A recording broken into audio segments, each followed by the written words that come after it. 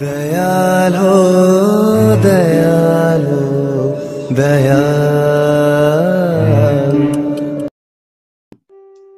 वंदे लोकतिलकं सत्त्ववार्ता विभूषणं अमरकृत्युस्सारणं प्रबुद्धं लोकजीवनं प्रणय प्रमत्त जागदीपनं वंदे जीवन जीवनं सत्पुरुष प्रणव ठाकुर मोर विश्ववंदनीय जगत जननी शिशु परमा परम पूज्यपाद शिशु पर्दा परम पूज्यपाद प्रधान आचार्य देव शिशु दादा समस्त श्रीपाद पंकज तले मोर प्रणाम बाबाई दांग श्रीपाद पंकज तले मोर प्रणाम ठाकुर परिवार प्रति प्रत्येक श्रीपाद पंकज तले मोर प्रणाम आज रही सत्संग को परिचालना कर पूज्य ऋतिक देवता उपस्थित समस्त ऋतिक देव मंडली कर्मी मंडली प्राणर गुरु भाई माने भक्तिमती माँ माने समस्त उद्देश्य मोर जयगुरु ज्ञापन करुच्ची समस्त शाब्दिक मंगल से परम पिता निकट में कामना करुच्ची प्रार्थना करुच्ची आज जो माने ये सत्संग को भोग प्रदान कर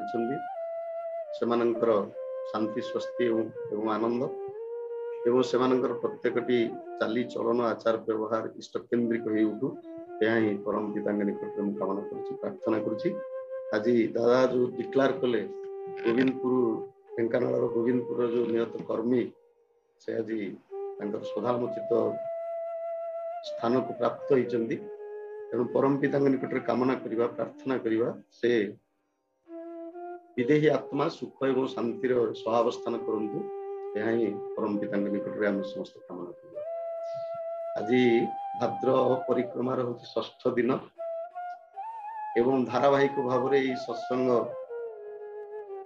अनेक दिन है चलिले भाद्र परिक्रमा आज षष्ठ दिवस एवं गोटे विशेष प्रसंग नरसिंहपुर सत्संग एवं टीम विशेष द्वारा जो आरंभ कर समस्ते निश्चित भाव में या सुंदर भाव उपभोग कर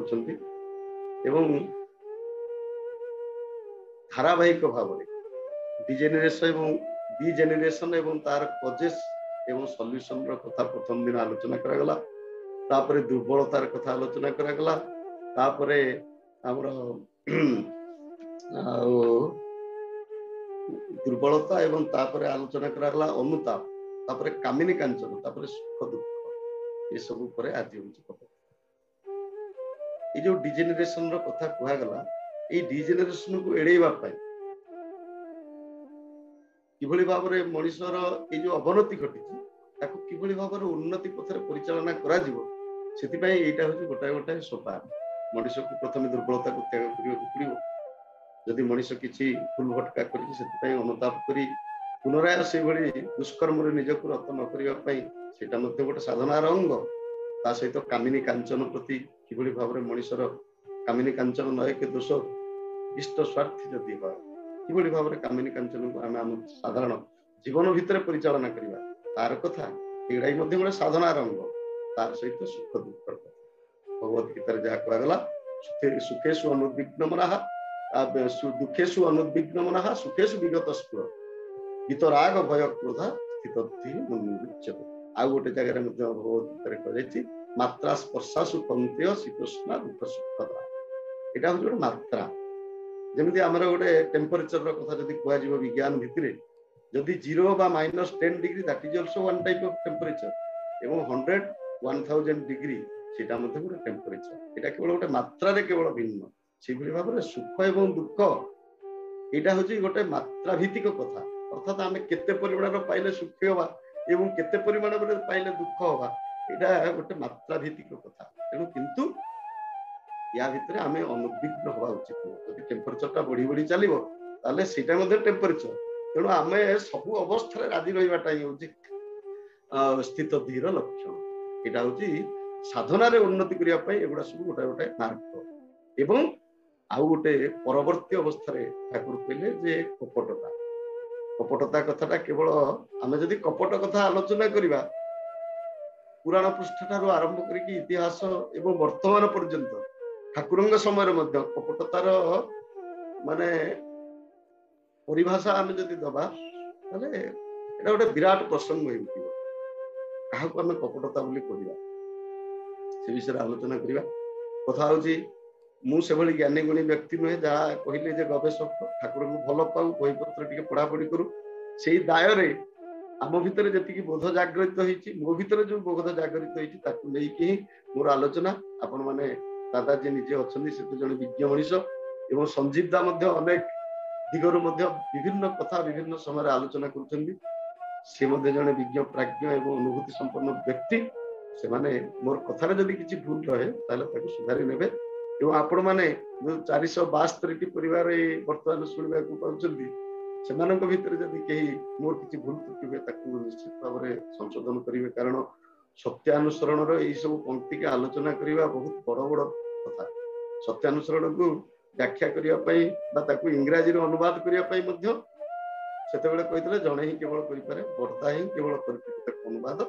ଏବଂ ଠିକ ଭାବରେ ମଧ୍ୟ ତାକୁ ଅନୁବାଦ କରିଥିଲେ ଯୋଉଠିକି ଡିଜେନେରେସନର ଅବନତିଟାକୁ ସେଠି माने ह्यूमैनिटी रो डिजेनरेशन बोली कहले भारत रो शब्दटाକୁ ह्यूमैनिटी बोली परिभाषित करबा एटा साधारण भाव रे सेतिकी ज्ञान संपन्न हेले ही केवल करा जाई परिबो एवं भारत को मध्य कहजंती ओ मैनकाइंड बोली कहजंती एदिटा तेणु एई भली भाव रे ताको आलोचना करबा ताको एई स्वल्प समय भितरे एवं हमर सीमित ज्ञान भितरे एटा केवल संभव न ए जो कपटर कथा साधन उन्नति करने तुमको कपटता त्याग करने को एटा ठाकुर कहले एवं तांकर पूर्ववर्ती मर्यादा पुरुषोत्तम जो समय रु ही पुरुषोत्तम धारा प्रवर्तित हो ठाकुर जो 8 जन माने पुरुषोत्तम को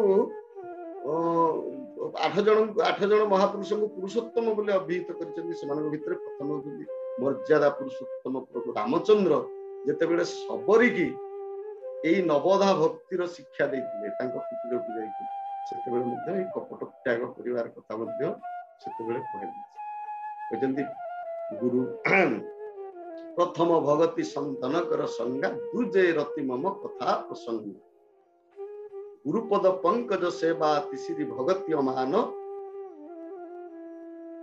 आउ चौथी भगति मम गुण गण करहु कपट तजी ज्ञान प्रथम भक्ति है सजन सत्संग करवा जोटा कि आम प्रतिदिन करुचे प्रथम भगति संतन कर संज्ञा दूजे रति मम कथा प्रसंग आउ ये जो सत्संग है माने कथा प्रसंग प्रति मनटा आसे ता भीतर देखी रति अनुरति प्रति प्रीति जागृत हुए आउ गुरुपद पंकज सेवा तिसरी भगति अमान तृतीय भक्ति हूँ गुरुपद सेवा करवा गुरुमुख हेले मनीष माने उन्नति लाभ करे प्रथम तुमको गुरुमुख हवा तेणु से गुरुंकर पद पंकज को सेवा करवा एटा हूँ तृतीय पावच आ चतुर्थ पागत हूँ चौथी भगति मम गुण गण करहु कपट तजी गान कपटता त्याग कर गुण गान जदि करा जाए एटा हूँ चतुर्थ भक्ति एभली भाव माने मंत्र जप मम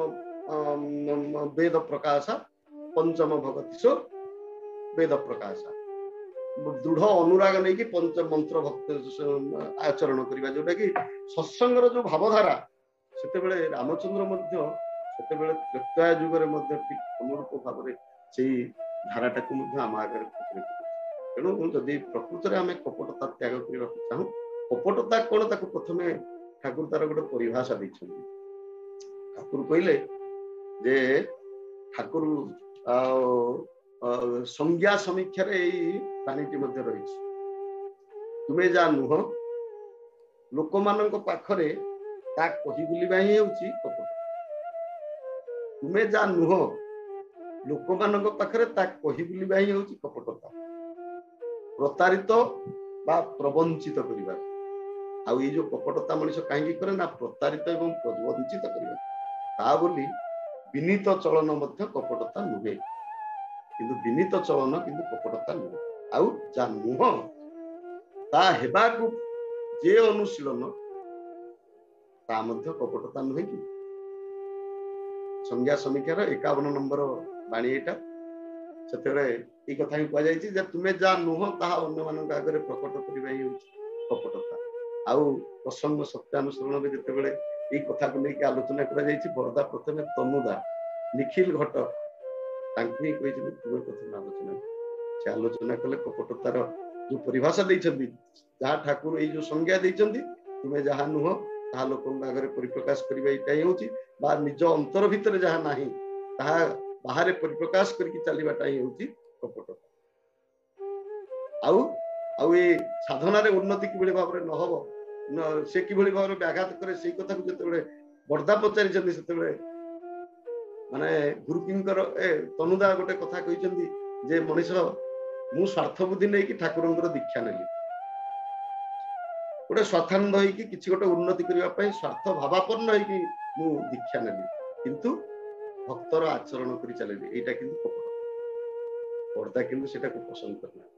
ତାକୁ କହିଲେ ଯଦି ଜଣେ ପ୍ରକୃତରେ ଯେକୌଣସି ଉପାୟରେ ମଧ୍ୟ ଯଦି ସେ ଦୀକ୍ଷା ନିଏ ଏବଂ ଯଦି ସେ ପ୍ରକୃତରେ ଭକ୍ତର ଯାହା ଆଚରଣ ଯଦି ସେଇଟାକୁ ଠିକ ଠିକ ଭାବରେ ସେ ମାନେ ପରିପାଳନ କରି ତାର ଜୀବନରେ ଚାଲେ, ଏଇଟା ତ ହଉଛି ଉନ୍ନତିର ପ୍ରଥମ ସୋପାନ। ତେଣୁ ୟା ଭିତରେ କପଟତା ନାହିଁ, କାରଣ ମଣିଷ ଯେତେବେଳେ ଭକ୍ତର ଚରିତ୍ର ଚଳନୀ ଏସବୁକୁ ନିଜ ଜୀବନ ଭିତରେ ପରିଚାଳନା କରି ଚାଲେ, ଆସ୍ତେ ଆସ୍ତେ ସେ ମଧ୍ୟ ଗୋଟେ ଭକ୍ତରେ ପରିଣତ ହେଇଯାଇପାରିବେ। ଯେମିତି ଆମର ଗୋଟେ ଏକ୍ସାମ୍ପଲ ଦେଇଛନ୍ତି, ମାନେ ଦ ପ୍ରିଟେନସନ ଅଫ ଧର୍ମ ଇଜ ଅଲସୋ, ମାନେ ଧର୍ମର ଏଇ ବାହିକ ଆଚରଣ ମଧ୍ୟ ବେଳେ ବେଳେ ମଣିଷକୁ ଧର୍ମଜ୍ଞ କରିଦେଇପାରେ। ସେଥିପାଇଁ ଗୋଟେ ଏକ୍ସାମ୍ପଲ ଦେଇଛନ୍ତି ଠାକୁର ମଧ୍ୟ ଦୀପରଖି ବହିରେ ଏଇ କଥାଟି ରହିଛି ଯେ ଜଣେ ବ୍ୟାଧ ଥିଲା, ସେ ପକ୍ଷୀ ମାରିବା ପାଇଁ ପ୍ରତିଦିନ ଯାଉଥିଲା, ସେଠି ବସିଥିଲେ ଯେ ଗୋଟେ ସାଧୁ ଗୋଟେ ପୋଖରୀ କୂଳରେ, ସେ ପକ୍ଷୀ ମାନେ ସବୁ ମାନେ ପୁଷ୍କରିଣୀରେ ସବୁ ବସିଥିଲେ, ବିଭିନ୍ନ ଜଳଜନ୍ତୁ ଜଳପକ୍ଷୀ ମାନେ, ସେମାନଙ୍କୁ ଦେଖିକି ସେଠି ଦେଖିଲେ ଯେ ଜଣେ ସାଧୁ ଏମିତି ବସିଛନ୍ତି, ନୀରବ ନିଶ୍ଚଳ ହେଇକି ସେଠି ଜଣେ ସାଧୁ ବସିଛନ୍ତି ଏବଂ ପକ୍ଷୀ ମାନେ ଆସିକି ତା ଦେହରେ ସବୁ ବସିଛନ୍ତି ଏବଂ ଆନନ୍ଦରେ ସବୁ ବୁଲୁଛନ୍ତି, କାରଣ ତାଙ୍କ ଭିତରେ କିଛି ଦ୍ରୋହ ଭାବ ନଥିଲା ବୋଲି ହିଁ ଏଇଭଳି ଅବସ୍ଥା ସୃଷ୍ଟି ହଉଥିଲା। ତେଣୁ ସେ କଣ କଲେ ନା ନିଜେ ଭାବିଲେ ଯଦି ଏମାନେ ଏମିତି ବସୁଛନ୍ତି, ଦେଖିବା ମୁଁ ଟିକେ ବସେ ସେମିତି, ମୋ ଉପରେ ତ ଆସିକି ପକ୍ଷୀ ବସିବେ। ତେଣୁ ସିଏ ମଧ୍ୟ ନିଜେ ସେଇଭଳି ଭାବରେ ମାନେ ଧ୍ୟାନସ୍ଥ ହେଇକି ବସିବା ପାଇଁ ବସିଲେ। କପଟତା କିନ୍ତୁ ହୃଦୟରେ ଅଛି ଯେ ଏମାନଙ୍କୁ ଧରିବି, ଏମାନେ ଯଦି ମୋ ପାଖରେ ଆସିକି କାନ୍ଧରେ ବସିବେ ଏମାନଙ୍କୁ ମୁଁ ଧରିବି, ଏବଂ ପ୍ରକୃତ ପକ୍ଷରେ ସେମାନେ ଆସିକି ସେଇଭଳି ଭାବରେ ବସିଲେ। କିନ୍ତୁ ତା ଭିତରେ ସେତେବେଳେ ଗୋଟାଏ ମାନେ ଭାବାନ୍ତର ସୃଷ୍ଟି ହେଇଛି ଯେ ମୁଁ ପ୍ରକୃତରେ ସାଧୁ ନୁହଁ, ମୋ ଭିତରେ କପଟତା ଭରି ରହିଛି, ଏମାନଙ୍କୁ ମୁଁ ଖାଇବା ପାଇଁ ଇଚ୍ଛା କରୁଛି, କିନ୍ତୁ ସେମାନେ ସମସ୍ତେ ଏଇ ବିଶ୍ୱାସର ସହିତ ଆସିକି ମୋ ପାଖରେ ବସିଗଲେ, କାରଣ ମୁଁ ଗୋଟେ ସାଧୁର କେବଳ ଏଇ ଆଚରଣଟା କହିବି। ତେଣୁ ସେଇଦିନ ଠାରୁ ତାଙ୍କ ମନ ଭିତରେ ଭାବାନ୍ତର ସୃଷ୍ଟି ହେଇଛି ଏବଂ ସିଏ ନିଜେ ସାଧନା ମାର୍ଗକୁ ଏଇ ଯୋଉ ଗାଧବୃତ୍ତି, ଯୋଉ ନିଚ ହୀନବୃତ୍ତିଟାକୁ ସେ ପରିତ୍ୟାଗ କରି ସେଇଦିନ ଠାରୁ ସାଧୁ ହେବା ପାଇଁ ଚେଷ୍ଟା କରିଛି। ଯଦି ସାଧୁର ଏଇଭଳି ଗୋଟେ ଆଚରଣ ପ୍ରିଟେନସନ ଯଦି ମଣିଷ ଭିତରେ, ଅନ୍ୟମାନଙ୍କ ଭିତରେ ଏତେ ମାନେ ସଞ୍ଚାର କରୁଛି, ତେଣୁ ତାହା କେତେ ଭଲ। ତେଣୁ ଠାକୁର ସେଇଠିକିରି ଏଇ ଯୋଉ ତୁମେ ଯାହା ନୁହଁ, ତୁମେ କହିଲ ଯେ ଉଷାରେ ନିଶାରେ ମନ୍ତ୍ର ସାଧନ କରିବ, ଚଲାଫେରାରେ ଜପ କରିବ, ଆଉ ମାଛ ମାଂସ ଖାସନିଆର ପିଆଜ ରସୁଣ ମାଦକ ଛାଡ, ଏମିତି ଆମେ ବିଭିନ୍ନ କଥା ବିଭିନ୍ନ ସମୟରେ ଆଲୋଚନା କରୁ, କିନ୍ତୁ ତାହା ନିଜ ଜୀବନ ଭିତରେ ପରିଚାଳନା କରୁନା। ଆମେ ଠିକ ସମୟରେ ମଧ୍ୟ ପ୍ରାର୍ଥନା କରୁନା, ନାମ ଧ୍ୟାନ କରୁନା, ଏଇଟା ହିଁ ହଉଛି କପଟତା। ଯଦି ମଣିଷ ମନେକର ମୁଁ ସବୁବେଳେ ମାନେ କହି ଚାଲିଲି, ଆମର ମୋର ସାଙ୍ଗ ସାଥୀ ସମସ୍ତଙ୍କ ଆଗରେ କହି ଚାଲିଲି ଯେ ମୁଁ ପ୍ରତିଦିନ ସକାଳୁ ଉଠେ, ନାମ ଧ୍ୟାନ କରେ, ଏମିତି ଅଧଘଣ୍ଟା କରେ, ଏସବୁ କଥା କରେ, କିନ୍ତୁ ପ୍ରକୃତରେ ସେୟା କରେ ନା। ପରବର୍ତ୍ତୀ ଅବସ୍ଥାରେ ଏମିତି ଗୋଟେ ସମୟ ଆସିଲା, ଯୋଉମାନଙ୍କ ଆଗରେ ମୁଁ ଏକଥା ପରିପ୍ରକାଶ କରିଛି ସେମାନଙ୍କ ସହିତ କୌଣସି ଗୋଟେ ଜାଗାକୁ ଏକତ୍ର ରାତ୍ରି ଯାପନ କରିବା ପାଇଁ ପଡିଲା, ଏବଂ ପରବର୍ତ୍ତୀ ଅବସ୍ଥାରେ ମୁଁ ଯେତେବେଳେ ଦେଖିଲି ଯେ ତାଙ୍କୁ ମାନେ ମୋ ଗୁରୁ ଭାଇ ହଉ, ସେମାନଙ୍କ ଆଗରେ ମୁଁ ଏ କଥା କହିଛି ଆଗରୁ ଯେ ମୁଁ ପ୍ରତିଦିନ ଏମିତି କରେ, କିନ୍ତୁ ପ୍ରକୃତରେ ମୁଁ କରେ ନାହିଁ। ତେଣୁ ସେତେବେଳେ ତାଙ୍କ ଆଗରେ ନିଶ୍ଚିତ ଭାବରେ ଆମେ ଧରା ପଡିଯିବା, କାରଣ ମୁଁ ତ ସେତେବେଳେ ଉଠି ପାରିବିନି।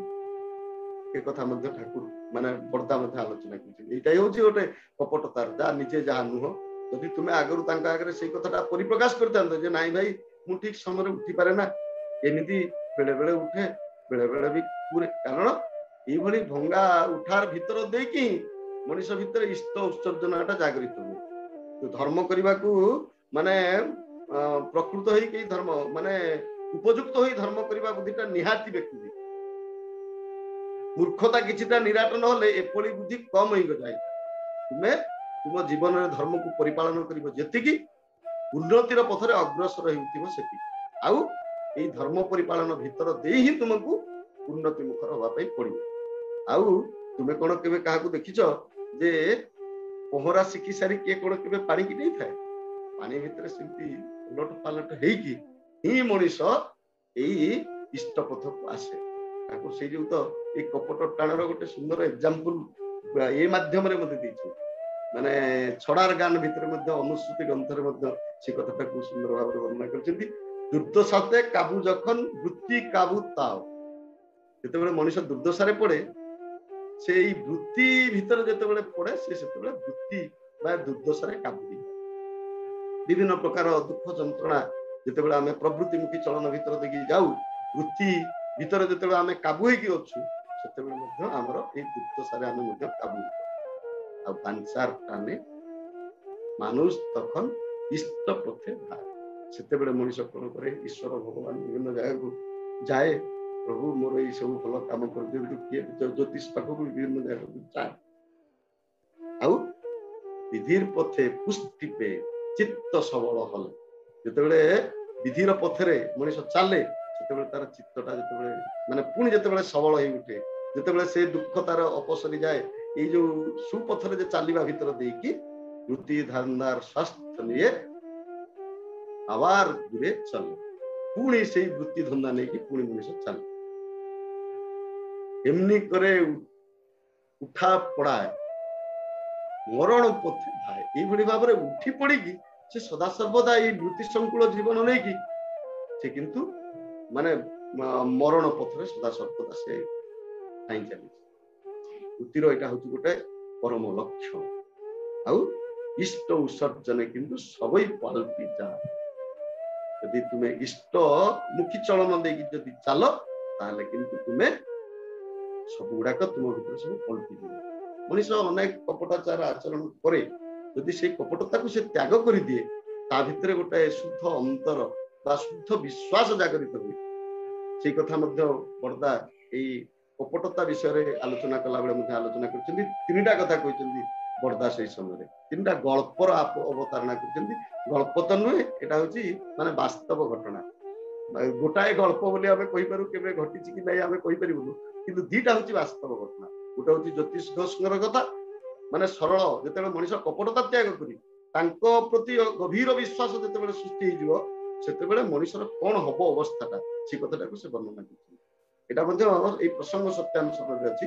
ଗୋଟେ ହଉଛି ଯୋଉ ଗୌଡୁଣୀ ଯିଏକି ପ୍ରତିଦିନ ଦୁଧ ନେବାକୁ ଯାଉଥିଲା ଗୋଟେ ସାଧୁଙ୍କ ପାଖକୁ, ଏବଂ ସାଧୁ ଦିନେ ଏମିତି ଆଲୋଚନା କରୁ କରୁ କହୁଥିଲେ ମଣିଷର ଗଭୀର ବିଶ୍ୱାସରେ ସବୁ କିଛି ହେଇଯାଏ। ମଣିଷ ଯଦି କପଟତା ତ୍ୟାଗ କରି ତାଙ୍କୁ ଯଦି ଠିକ ଠିକ ଅନୁସରଣ କରେ, ନିଶ୍ଚିତ ଭାବରେ ସେ ମାନେ ମଙ୍ଗଳର ଅଧିକାରୀ ହବ। ଯାହା ଚାହିଁଲେ ତାହା ମଧ୍ୟ ସେ କରିଦେଇ ପାରିବ। ଗଭୀର ବିଶ୍ୱାସରେ ସବୁ କିଛି ହେଇପାରେ, ଏଇ କଥାଟା ଆଲୋଚନା କରିଛନ୍ତି। ଗୌଡୁଣୀ କାନରେ ସେ କଥାଟା ସେ ଚାହିଁଲେ ମଧ୍ୟ ମାନେ ପାଣି ଉପରେ ବି ଚାଲିଯିବ, ଏଇ କଥାଟା ମଧ୍ୟ ସେ ସେଦିନ ଶୁଣି ଯାଇଥିଲା। ଏବଂ ଦିନେ ଏମିତି ନଦୀ ବଢି ଯାଇଛି, ଡେରି ହେଇଯାଇଛି, ଡଙ୍ଗା ନାହିଁ, କେମିତି ଯିବ ସାଧୁଙ୍କୁ ସେଇ କ୍ଷୀର ଦେବା ପାଇଁ? ନଦୀର ସେ ପାଖରେ ଅଛନ୍ତି, କୂଳର ସେ ପାଖରେ କେମିତି ଯିବ ବୋଲି ଯେତେବେଳେ ନିଜେ ଚିନ୍ତା କରିଛି, ସାଧୁ ମହାତ୍ମା ତ କହୁଥିଲେ ଗଭୀର ବିଶ୍ୱାସରେ ସବୁ ହେଇଯିବ, ମୁଁ ତ ତାଙ୍କୁ ଏତେ ବିଶ୍ୱାସ କରୁଛି, ତାଙ୍କ କଥାରେ ତ ବିଶ୍ୱାସ ଅଛି ମୋର, ତେଣୁ ସେ ମାନେ ପାଣି ଉପରେ ଚାଲିବ। ଏବଂ ପରବର୍ତ୍ତୀ ଅବସ୍ଥାରେ ଆଉ ସେଇ ସାଧୁ ଯିଏ ନିଜେ ସିଏ ମଧ୍ୟ ବୁଝିଲେ, କାରଣ ସେ ପ୍ରକୃତରେ ମାନେ ଈଶ୍ୱରଙ୍କୁ ଭଲ ପାଉନଥିଲେ, ତାଙ୍କର ଈଶ୍ୱର କଥା ସେ କହୁଥିଲେ, ସେ ବାଚକ ଭକ୍ତି ତାଙ୍କ ଭିତରେ ଥିଲା, କିନ୍ତୁ ସେଇ ଯୋଗୁ ତ ଗୋଟେ କଥା ପୁଣି ସେଇ ମାନେ ଅନୁସୃତି ଗ୍ରନ୍ଥରେ ମଧ୍ୟ ସେଇ କଥା କହିଛନ୍ତି, ଭଣ୍ଡ ନିଷ୍ଠା ବାଚକ ଭକ୍ତି ଶକ୍ତି କୋଥାଏ ତା। ଯାହାର ଯିଏ ହଉଛନ୍ତି କେବଳ ବାଚକ ଭାବରେ ଯିଏ ଭକ୍ତି ଆଚରଣ କରୁଛି, ବାଚକ ଭଣ୍ଡ ନିଷ୍ଠା ବାଚକ ଭକ୍ତି ଶକ୍ତି କୋଥାଏ ତା। ନିଜେ କେ ନିଏ ମତ ସେ ଯେ ସବେଇ ଅହଙ୍କାର, ସବୁ ଭିତରେ ତାର ହଉଛି ଅହଙ୍କାର ରହିଛି। ଆଉ ନିଷ୍ଠା ହରା ଉଡୁ ପକ୍ଷୀ ସ୍ୱାର୍ଥ ଲୋଭେ ঘুরে বেড়ায়,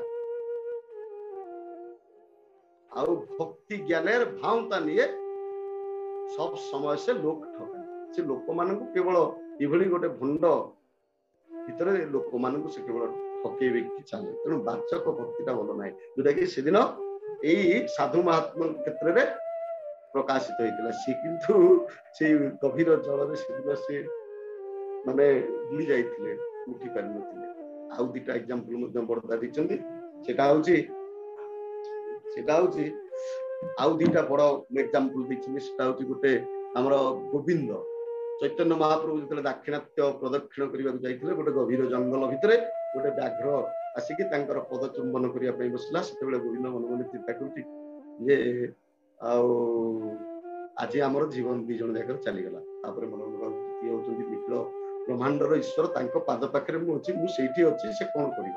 କିଛି ନାହିଁ। ସେଭଳି ଯେତେବେଳେ ନିର୍ଭରତା ତା ଭିତରେ ଆସିଗଲା, ସେ ମଧ୍ୟ ଶ୍ରୀ ଚୈତନ୍ୟ ମହାପ୍ରଭୁଙ୍କ ପାଖରେ ଦଣ୍ଡାୟମାନ ହେଲା ନିର୍ଭରର ସହିତ, ବିଶ୍ୱାସର ସହିତ। ତାପରେ ଦେଖାଗଲା ସେ ବ୍ୟାଘ୍ର ତାଙ୍କର ଗୋଡକୁ ଚୁମ୍ବନ କରି ଦେହର ଗନ୍ଧକୁ ବାରି ଧୀରେ ଧୀରେ ସେ ଚାଲିଗଲା। ଏବଂ ଜ୍ୟୋତିଷ ଘୋଷ ମଧ୍ୟ ଘୁଷୁରୀ ମାନଙ୍କର କଥାଟା ଏଇଟା ବହୁ ଭାବରେ ଆମେ ଆଲୋଚନା କରାଯାଇଛି। ଠାକୁର ଅବତାରଣା କରିଛନ୍ତି। ଆଉ ଗୋଟେ କଥା କହିଛନ୍ତି, ଅମୃତମୟ ବାରି ଆଉ କପଟି ନିକଟରେ ତିକ୍ତ ଲବଣମୟ, କୂଳକୁ ଯାଇ ମଧ୍ୟ ତାର ତୃଷ୍ଣା ନିବାରିତ ହୁଏ ନାହିଁ। ଏଇଟା ହଉଛି କପଟାଚାରୀର ଗୋଟେ ବଡ ଲକ୍ଷଣ। ଆମେ ଦେଖିଛେ ଠାକୁରଙ୍କ ସମୟରେ ମଧ୍ୟ କପଟ ଆଚରଣ କରିକି ହରିଦାସୀ ମାଙ୍କର କଥା ଆମେ ଜାଣିଛେ। ସେ ଜଣେ ରଜକୀ କନ୍ୟା, କିନ୍ତୁ ନିଜକୁ ବ୍ରାହ୍ମଣ କନ୍ୟା, ଏବଂ ଜଣେ ସନ୍ନ୍ୟାସିନୀ ବୋଲି ପରିପ୍ରକାଶ କରିକି ଆସିକି ଠାକୁରଙ୍କ ପାଖରେ ରହିଲା। ଏବଂ ପରବର୍ତ୍ତୀ ଅବସ୍ଥାରେ ଆପଣମାନେ ଜାଣିଛନ୍ତି ଠାକୁରଙ୍କର ସେ ଦିବ୍ୟ ଉଜ୍ଜ୍ୱଳ କାନ୍ତି ବା ତାର ଶରୀରରୁ ଯେତେବେଳେ ଜ୍ୟୋତି ନିର୍ଗତ ହେଲା, କେତେଥର ସେ ସେଇଭଳି ଭାବରେ ତାର କପଟ ବୃତ୍ତିକି ଚରିତାର୍ଥ କରିବା ପାଇଁ ଆଟେମ୍ପ୍ଟ ନେଇଛି, କିନ୍ତୁ ଠାକୁର ତ ନିଜେ ହଉଛନ୍ତି କଣ ମାନେ କିନ୍ତୁ ଚରିତାର୍ଥ କରି ନ ପାରିକି ପରିଶେଷରେ ସେ ଆଶ୍ରମ ଛାଡିକି ଚାଲି ଯାଇଛି। ଆଉ ଗୋଟେ ହଉଛନ୍ତି କୃଷ୍ଣଦାସର କଥା, ଆପଣମାନେ ସମସ୍ତେ ଜାଣିଛନ୍ତି।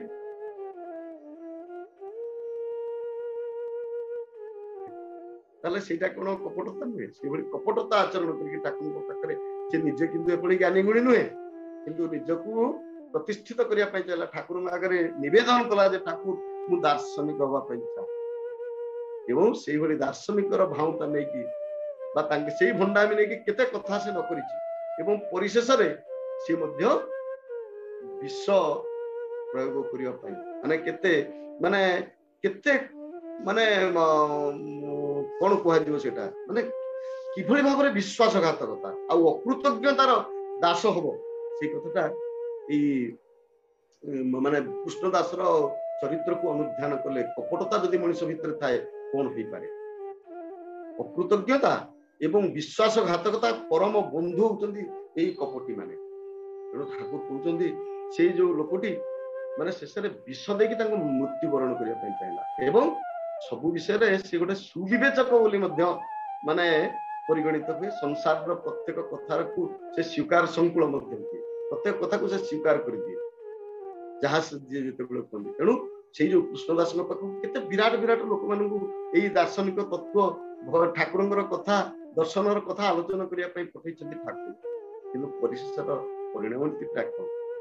ସେଇଭଳି ଭାବରେ ପୁରାଣ ପୃଷ୍ଠାକୁ ଯଦି ଦେଖାଯାଏ, ରାବଣ ଠାରୁ ଆରମ୍ଭ ଆମର ଯଦି ଦିଟା କଥା ପ୍ରତ୍ୟେକ କଥା କପଟାଚାରଟା କଣ? ଆମେ ବେଳେ ବେଳେ କପଟ ଏବଂ ଛଳନାକୁ ଏକତ୍ର ବୋଲି ଭାବୁ। ସେଇଟା ହଉଛି କଣ ନା, ମନେକର ଶ୍ରୀକୃଷ୍ଣ କହିଲେ ନରେବା ଗୁଞ୍ଜରେ ଅଶ୍ୱତ୍ଥମା ହତ, ଏଇଟା କଣ ପାଇଁ କରାଗଲା? ଯଦି ସେମିତି ହନୁମାନ ମଧ୍ୟ ସିଏ ମଧ୍ୟ ଗୋଟେ କପଟତା ଆଚରଣ କଲେ, କହିଲେ ମୋ ଲାଞ୍ଜରେ ତମେ ବସ୍ତ୍ର ଗୁଡେଇକି ଅଗ୍ନି ସଂଯୋଗ କର, ମୁଁ ମୃତ୍ୟୁବରଣ କରିଯିବି। ଏଗୁଡା ହଉଛି ଗୋଟେ ଗୋଟେ ଛଳନା। ଯେତେବେଳେ ମଣିଷ ଠାକୁର କହିନାହାନ୍ତି ଯେ କେବଳ ବିହିତ ଠାକୁରଙ୍କର ଗୋଟେ ବାଣୀ ଅଛି ଯେ କୋଉଟା ସତ୍ୟ, ସତ୍ୟଂ ସର୍ବଭୂତ ଭୂତେ ହିତେ ରତଂ ନ ଯଥାର୍ଥ ଅଭିଭାଷଣ। ସତ୍ୟ ହଉଛି ସେଇଟା ଯାହା ହଉଛି ସର୍ବଭୂତ ହିତେ ରତ ନ ଯଥାର୍ଥ ଅଭିଭାଷଣ। ମନେକର ଗୋଟେ ଜଣେ ଲୋକ ମାରିବା ପାଇଁ ଗୋଡେଇଛି, ଗୋଟେ ଚାରି ଛକ ଭିତରେ ପଡିଗଲା, ସେ ଲୋକ ପଛରେ ଅଛି ଦେଖିପାରୁନି ଲୋକଟା କୋଉ ଦିଗରେ ଗଲା, ସେ ଆସିକି ଆପଣଙ୍କୁ ପଚାରିଲା, ଆପଣ ସେଠି ଛିଡା ହେଇଛନ୍ତି, ଏ ଲୋକଟା ଦୌଡୁଥିଲା ଆଗରେ କୋଉ ବାଟେ ଗଲା। ଆପଣ ଜାଣିଲେ ଯେ ସେ ଲୋକଟାକୁ ସେ ମାରିବା ପାଇଁ ଗୋଡଉଛି, ଯଦି ଯୋଉ ରାସ୍ତାଟାରେ ସେ ଯାଉଛି ସେଇ ରାସ୍ତାଟା ଆପଣ ସେଠି ଦେଖେଇଦେଲେ, ସେ ଲୋକଟା ମୃତ୍ୟୁ ମୁଖରେ ପଡିବ। ଯଦି ଆପଣ ସେଠିକି ଗୋଟେ ମିଥ୍ୟା କଥା କହିକି ତାକୁ ଅଲଗା ଜାଗାକୁ ନେଇଗଲେ, ତାର କାରଣ କ୍ରୋଧ ଏଭଳି ଗୋଟେ ଅବସ୍ଥା, ସେ କିଛି ସମୟ ପାଇଁ ସାମୟିକ ଭାବରେ ସେ ଆମକୁ ଆକ୍ରମଣ କରେ। ସେ ଚାଲିଗଲା ପରେ ମଣିଷ ଶାନ୍ତ ହୁଏ, ଯେତେବେଳେ ବିବେଚକ ହୁଏ ସେତେବେଳେ ସେ କଥା କିନ୍ତୁ ସେଇଟା କିନ୍ତୁ ହୁଏ। ସେଇଭଳି ଭାବରେ ସେଦିନ ତେଣୁ ଏଇଟା ହଉଛି ଗୋଟେ ପରିଭାଷା। କପଟତା ସେଇଟା ନୁହେଁ, ସେଠି ଧର୍ମ ପାଇଁ ସେଇ କଥାଟା କରିଥିଲେ। ଶ୍ରୀକୃଷ୍ଣ ମଧ୍ୟ ଧର୍ମ ପାଇଁ ସେ କଥା କରିଥିଲେ। କିନ୍ତୁ ଅନ୍ୟ ପକ୍ଷରେ ଆଉ ଦିଟା କପଟତାର କଥା କୁହାଯିବ। ଭଲ ପାଇଲେ ରାମଚନ୍ଦ୍ରଙ୍କୁ ମୁନି ଋଷି ସେମାନଙ୍କୁ ବର ଦିଆଗଲା ଯେ ତୁମେ ଗୋପରେ ଜନ୍ମ ଲାଭ କର, କିନ୍ତୁ ପ୍ରଭୃତି ଦ୍ଵାରା କବଳିତ ହେଇଥିବା ଶ୍ରୀ ଶୂର୍ପଣଖାର ନାକ କାନ, ସିଏ ତ ସମସ୍ତେ ସେଇ କଥା, ସିଏ ତ ତାଙ୍କୁ ସ୍ୱାମୀ ରୂପରେ ପାଇବା ପାଇଁ ଯାଉଥିଲେ, କେତେ ସୁନ୍ଦର ଭାବରେ କବି ସମ୍ରାଟ ଉପେନ୍ଦ୍ର ବନ୍ଧୁ ସେ କଥାକୁ ଉପସ୍ଥାପନ କରିଛନ୍ତି। ବିହରୁ ବିହରୁ ଦଣ୍ଡକାରଣ୍ୟ ବୃନ୍ଦ ବୃନ୍ଦରୁ ଦେଖିଛୁ ପୁଣ୍ୟ ବିଦେହ କୋଟି ଏକ ଦେହ ବହି ବୋଲନ୍ତା ଇଏ ଲକ୍ଷ୍ୟ କିଛି ନହି ଆଉ ବରଦ ଶ୍ୟାମ କାହିଁ ଏଥିଲା କରିଲାଏ ରାମା କିତ ପକଳ। କୋଉ ପ୍ରକାର ତପସ୍ୟା କରିକି ସେ ଏଭଳି ଭାବରେ ଜନ୍ମ ଲାଭ କରିଛନ୍ତି। ତେଣୁ ବିଧାତା ଆମ୍ଭକୁ କରନ୍ତା ନାରୀ ତାଙ୍କ ମାନ ଭିତରେ ବର ହୁଅନ୍ତେ କୋଦଣ୍ଡଧାରୀ। ଏ କୋଦଣ୍ଡଧାରୀ ଆମର ବର ହୁଅନ୍ତେ। ଏଇ ଚିନ୍ତା ମୁନି ଋଷି ମାନେ ସେଦିନ ପୋଷଣ କରିଥିଲେ। କିନ୍ତୁ ତାଙ୍କ ମନ ଭିତରେ କଣ ଥିଲା? କପଟତା ନଥିଲା। ସ୍ଥିର ମାନେ ଗୋଟେ କଣ ଶୁଦ୍ଧ ଭକ୍ତି ନେଇକି ଏବଂ ଭଲ ପାଇବା ନେଇକି ସେମାନେ ରାମଚନ୍ଦ୍ରଙ୍କୁ ଏଇ କଥାଟା ଉପସ୍ଥାପନ କରିଥିଲେ ଏବଂ ସେମାନଙ୍କୁ ବର ପ୍ରାପ୍ତ ହେଲେ। ବ୍ରଜେ ତୁମ୍ବେ ଗୋପ ନାରୀ ହେଇକି ଜନ୍ମ ଲାଭ କରିବେ। କିନ୍ତୁ ପରବର୍ତ୍ତୀ ଅବସ୍ଥାରେ ଯେତେବେଳେ ଶୂର୍ପଣଖା କଥା ଆସିଛି ସେ ମଧ୍ୟ ସେଇ ମାନେ ତାଙ୍କୁ ପତି ରୂପରେ ପାଇବା ପାଇଁ ତପସ୍ୟା ମାନେ ଅନୁନୟ ବିନୟ ହେଇଥିଲା। କିନ୍ତୁ ସେଠି ପ୍ରଭୁ ନିଜେ ମଧ୍ୟ କପଟତା ଆଚରଣ କରିଥିଲେ। ଆଉ ସେ ଯୋଉ କଥା କୁହାଯାଇଛି ଆଉ ଯୋଉ ବାବୁ ନାକ ଶ୍ରୀ ଦାନ ଯୋଗ୍ୟ ଯୋଷାକୁ ବିହର କାନନ କର ଆଲିଙ୍ଗନକୁ ଯୋଉ କଥାଟା କୁହାଯାଇଛି ସେଟା ମଧ୍ୟ ଆମର ପ୍ରଣିଧାନର ବିଷୟ। ସେଟା ମଧ୍ୟ ଗୋଟେ କପଟତା ସେଠି ନିଜେ ରାମଚନ୍ଦ୍ର ମଧ୍ୟ ଆଚରଣ କରିକି ଲକ୍ଷ୍ମଣଙ୍କ ପାଖକୁ ପଠେଇଛନ୍ତି, ବିଭିନ୍ନ କଥା କରିଛନ୍ତି। କିନ୍ତୁ ସେଗୁଡା କଣ ପାଇଁ କରାଯାଇଥିଲା? କାରଣ ସେ ଗୋଟେ ପ୍ରବୃତ୍ତି ପ୍ରରୋଚି ହେଇକି ବା ଗୋଟେ ବୃତ୍ତି ନିଜର ଯୋଉ କାମଲାଳସାକୁ ଚରିତାର୍ଥ କରିବା ପାଇଁ ସେ ଯାଇଥିଲା ବୋଲି ସିଏ ମଧ୍ୟ ଦଣ୍ଡିତ ହେଲା। ମଣିଷ କେମିତି ମହାଭାରତର କଥା ଯଦି ଦେଖାଯାଏ ଅନେକ କଥା କୁହାଯାଇଛି। ଆଉ ସମୟ ତ ସଂକ୍ଷିପ୍ତ, ଆଉ ଅନେକ କଥା ଆଲୋଚନା କରିବା ପାଇଁ ଆମର ଦାଦା ବି ଅଛନ୍ତି ବୋଲି ଆପଣ କହିଲେ। ଏଇ କପଟତାର ପରିଭାଷାକୁ ଯଦି ଆମେ କୁହାଯିବ, ମୁଁ କେବଳ ଗୋଟିଏ ମାତ୍ର ବାଣୀ ଯୋଉଟା କି ଆମର ପଥ କଉଡ଼ିରେ ରହିଛି ସେ ବାଣୀଟି, ସେ ବାଣୀଟି ଏଇ ମାନେ ପାଠ କରି ମୁଁ ମୋର ବକ୍ତବ୍ୟ ସାଙ୍ଗ କରିବି। ବୃତ୍ତି ପରାମୃଷ୍ଟ ଦୁର୍ବଳ ଚିତ ଭୋଗ ଲୋଲୁପ ଭୀତି ସଂକୁଳ ଜନପ୍ରିୟତା ପ୍ରବୃତ ବୃତ୍ତି ବିବେଚକ ଅହଂ ସଂଯୁକ୍ତ ଯେଉଁମାନେ ସେଇମାନେ ସାଧାରଣତଃ ସେଇମାନେ ହିଁ ହେଉଛନ୍ତି କପଟ। 7ଟା କ୍ୟାରେକ୍ଟର ଯଦି ଥିବ ଜଣେ କୌଣସି ଯେ ଏଇ ଭିତରୁ ଯୋଉଟା ବି ଗୋଟେ ଥିଲେ ମଧ୍ୟ ସେ ମଧ୍ୟ କପଟ ଆଚରଣ କରିପାରିବେ। ତା ହଉଛି ବୃତ୍ତି ପରାମର୍ଶ। ବୃତ୍ତି ପ୍ରବୃତ୍ତି ଦ୍ଵାରା ଯେ ସଦା ସର୍ବଦା ଦଗ୍ଧୀଭୂତ ହେଇକି ରଖିଛି। ଦୁର୍ବଳ ଚିତ୍ତ, ଦୁର୍ବଳଟା ହଉଛି ଗୋଟେ କପଟତାର ଗୋଟେ ଲକ୍ଷଣ। ଏବଂ ଭୋଗ ଲୋଲୁପ, ସଦା ସର୍ବଦା ଭୋଗ ବିଳାସ ଭିତରେ ଦେଇକି ଜୀବନ ଯାପନ କରିବ, ଏଇଟା ହଉଛି ଗୋଟେ କପଟତାର ଲକ୍ଷଣ। ଭୀତି ସଂକୁଳ, ସଦା ସର୍ବଦା ସେ କେବେ ଯେ କପଟ ତାର ମୁହଁର ଭାବ ତା ପରବର୍ତ୍ତୀ ଅବସ୍ଥାରେ ଆଲୋଚନା କରାଯାଇଛି। ମୁହଁର ଭାବ ସହିତ ତା ଅନ୍ତରରେ ଭାବ ତାର ବିକଶିତ ହୁଏ ନାହିଁ। ତେଣୁ ଆନନ୍ଦର କଥା କହିଲେ ମଧ୍ୟ ତାର ମଳିନତାର ଚିହ୍ନ ପରିଦୃଷ୍ଟ ହୁଏ, ଏ କଥା ମଧ୍ୟ କୁହାଯାଇଛି। ତେଣୁ ଭୀତି ସଂକୁଳ ଆଉ ଜନପ୍ରିୟ ପ୍ରବୃତ, ସଦା ସର୍ବଦା ଲୋକମାନଙ୍କ ଭିତରେ ମାନେ ଭଲ ପାଇବେ ସମସ୍ତେ ମତେ, ଏଇଭଳି ଗୋଟେ ଭାବନା ତା ମନ ଭିତରେ ସବୁବେଳେ ଥାଏ। ଆଉ ବୃତ୍ତି ବିବେଚକ ଏବଂ ପ୍ରତ୍ୟେକ କଥାକୁ ତାର ପ୍ରବୃତ୍ତି ମାଫିକି ଯାହା ସେତିକି ହିଁ ସେ କେବଳ ଗ୍ରହଣ କରିବ, ସେଇଟା ହଉଛି ବୃତ୍ତି ବିବେଚକ। ଏବଂ ଅହଂ ସଂଯୁକ୍ତ ଯେଉଁମାନେ ସାଧାରଣତଃ ସେଇମାନେ ହେଉଛନ୍ତି କପଟ। କପଟଚାରୀ ଚିରଦିନ ସବୁ ବିଷୟରେ ହିଁ ନିରର୍ଥକ ସ୍ୱୀକାର ସଂକୁଳ ତଥାକଥିତ ସୁବିବେଚକ ଆଦର୍ଶ ନୀତି ବିଧି ଓ ଚଳନର ସହିତ ପାପ ଓ ମରଣର ଭୋଗ ପ୍ରବୃତ୍ତିର ରଫା ଓ আপোଷ ସଂରକ୍ଷକ ବୃତ୍ତି ସଂକ୍ଷୁବ୍ଧ ପ୍ରାବଲ୍ୟ, ତା ଯେଉଁଠାରେ ବା ଯାହାର ହିଁ ହେଉନା କାହିଁକି ତାର ହିଁ ଅନୁଗତ ସେବକ। ଅକୃତଜ୍ଞତା ଓ ବିଶ୍ୱାସଘାତକତାର ପରମ ବନ୍ଧୁ ଏକମାତ୍ର ଏମାନଙ୍କର ଆବିର୍ଭାବରେ ସ୍ୱର୍ଗ ତିମିରାଚ୍ଛନ୍ନ ହୋଇ ଅମୃତାଶିଷ ହତଭମ୍ବ ହୋଇ ଛିଡ଼ା ହୁଏ। ଆଉ ନରକ ମଧ୍ୟ ପୂତିଗନ୍ଧି ଅଗ୍ନିମୟ ହୋଇ ଉଠେ। ଏମାନଙ୍କର ସଂକ୍ରମଣ ଦୃଷ୍ଟିରେ ଜନ ମାନସ ଓ ରାଜ୍ୟ ଜୀବନ୍ତ ଭସ୍ମ ଦୁଃଶୀଳ ଦୁଃସ୍ଥ ପ୍ରଶ୍ରବଣ ହୋଇପାରେ। କରୁଣା କେବଳ ଏଠାରେ ହିଁ କୃପଣ। ସାବଧାନ ହୁଅ ସେହି ଅନ୍ଧ ବଧିର ମୂକ ଅନ୍ତର କପଟୀ ମାନଙ୍କର ଇଷ୍ଟ ପ୍ରାଣ ଭୀତି ସଂକୁଳ ଶାସନ ହିଁ କେବଳ ଅମୃତ ପରିବେଷଣରେ ସକ୍ଷମ। ଏଟା ହଉଛି ବାଣୀ ସଂଖ୍ୟା 101 ଆମର ଯୋଉ ପଥ କଉଡ଼ି। ଏଇ ଗୋଟାଏ ବାଣୀ ଭିତରେ କପଟାଚାରୀର କପଟ କିଏ ଏବଂ କପଟାଚାରୀର ମାନେ ପରିଣତିଟା କଣ, ଏବଂ ତାକୁ କିଭଳି ଭାବରେ ନିରସନ କରାଯାଇ ପାରିବ ତାର ଏକ ସୁନ୍ଦର ଅଭିବ୍ୟକ୍ତି। ଆଉ ମୁଁ ଆପଣମାନଙ୍କ ପାଖରୁ ଯଦି କିଛି ମୋର କଥା ଭିତରେ ଯଦି କିଛି ଭୁଲ ଭ୍ରାନ୍ତି ଥାଏ ମୋତେ କ୍ଷମା କରିବେ। ଆଉ ଏତିକି କହି ମୁଁ ମୋର ବକ୍ତବ୍ୟ ସାଙ୍କୁଚି। ବନ୍ଦେ ପୁରୁଷ ବନ୍ଦେ ପୁରୁଷ।